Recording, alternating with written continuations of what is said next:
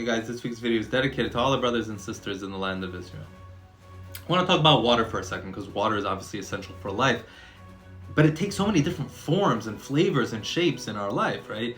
We use water in our coffee. We also use it to mop the floor and the washing machine, and then you also use it for soup and cooking and everything else that we use it for in life, and so many different forms, right? The water that we use in our frozen sorbet looks very different than the water in our washing machine, yet at its core, it's just water. They're the same water droplets.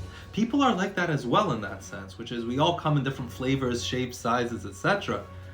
But at the core, there's this unifying idea, which is the drop of water, which in spirituality is the neshama, the soul, that elevates it. In this week's Torah portion, Parsha Korach, we have the famous rebellion of Korach against Moses and really against God as well.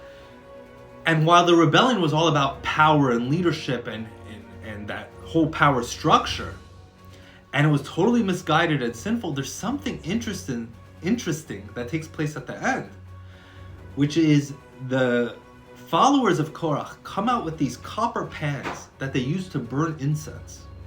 Now, typically, incense was burnt as a way of serving God in the tabernacle, and here they came out with these copper pans to burn incense, and after they were punished, Aaron said, "What do I do with these copper pans?" They were used in some sort of semi-holy way. And God says to take these copper pans, flatten them out, and use that to cover the mizbech, to cover the altar.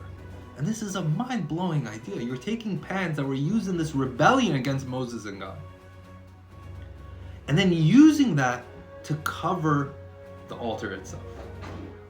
And the Baba Rebbe really focuses on this, and he says, this is a really powerful idea. If God believes that inanimate metal is not irredeemable, how much more so humans? Even things that were used in a misguided way, if they're not irredeemable, how much more humans who may make mistakes and do things that are wrong? Of course we're not irredeemable. Because at the core of the rebellion, they still wanted to connect with Hashem. They were still trying to connect with God, even if it wasn't a misguided way, even if it wasn't a sinful way. That was at the core of what they were trying to do. So while they were responsible and they had to be punished, etc., it still elevated what they were using. And it says, look at human beings. We all come in different shapes and sizes, and some of us, we may see the person and say, oh, they're totally off the beaten track, they're so misguided, they're doing something wrong. At our core, we all have a soul, we all have a neshama, we all have this piece of God, this desire to connect. And so while people may take different journeys, nobody's irredeemable. If copper that was used in a rebellion can be elevated into something of profound holiness, human beings can be the same. And this was the Lubavitcher Rebbe's focus. This Sunday, we commemorate his yahrzeit, the Lubavitcher Rebbe's yahrzeit.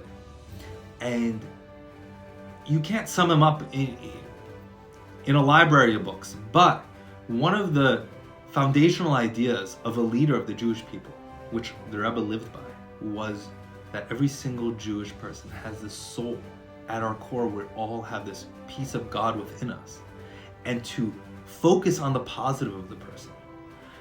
They may have done things in the past, they may even do things in the future that are wrong, that are misguided. Nevertheless, there's this inner sense of they want to connect with God as well. There's that piece of God within them.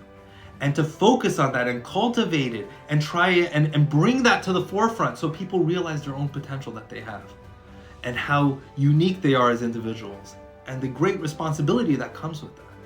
But if you focus on the positive, yes, even things that were maybe done in the wrong way, at their core, we're all trying to connect with Hashem. We all have this piece of Hashem.